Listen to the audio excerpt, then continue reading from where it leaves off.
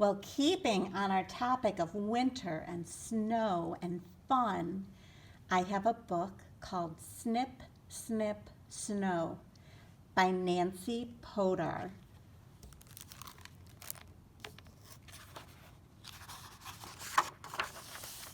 Snip, snip, snow. Sophie thought it would never snow.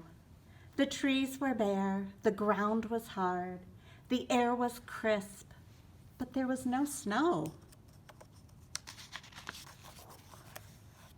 When Sophie went outside, she had to wear a heavy jacket, mittens, and her hood, but there was no snow. Noses were chilly, cheeks were rosy.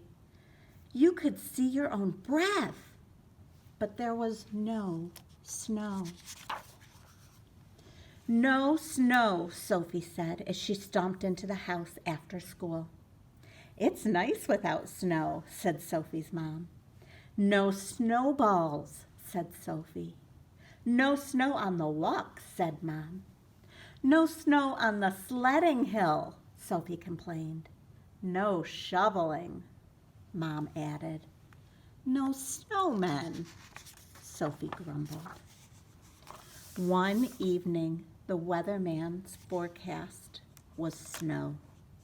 Snow, sighed Mom. Snow, squealed Sophie. Snow, snow, snow. I'm afraid snow's in the forecast, announced Sophie's dad. We know, said Mom. We know, said Sophie. Sophie put her boots by the door. She put her sled by her boots. She put out a carrot, a box of raisins, and a hat. Don't forget the broom, said her mom. Don't forget the scarf, said her dad. It looks like you're going to have your snow. Sophie could hardly eat, but she did. Sophie could hardly sleep, but she did. In the morning, though, when she looked outside, the ground was still bare. Where's my snow? Your storm stalled, said her dad. We might not get it at all. Sophie thought her mom and dad looked a little too pleased. At school, Sophie asked if they could make their own snow. Please, please, please, she begged. Mrs. Bloom let Sophie give everyone a stack of white paper and scissors. And they folded and snipped and folded and snipped, and each snowflake was a surprise. No two were alike in the whole classroom. Sophie made an extra snowflake to take home later. Look at our floor, sighed Mrs. Bloom. We made it snow in here, cried Sophie. Time to clean up, Mrs. Bloom said brightly.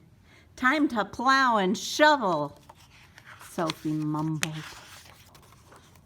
Sophie made a paper snowman out of the scraps by her chair. I'm recycling, she told Mrs. Bloom. Sophie taped her snowman to the window. Oh, she said as she peered outside. Snow. Teeny tiny flakes were wafting through the gray sky. Teeny tiny flakes were falling through the bare branches. They softly settled on the swings and the slide. They softly settled on the school steps and on the windowsill. Shh, said Mrs. Bloom as she opened the window a little. Hear how quietly they fall? On the way home, the snow came faster, and Sophie caught the flakes on her mittens. No two were alike. They were beautiful. Snow, she yelled to her mom. I know, her mom said. It's beautiful. Shh, whispered Sophie, and she held the door open. Hear how quietly they fall? There's going to be plenty of snow, said her mom. Enough for snowballs?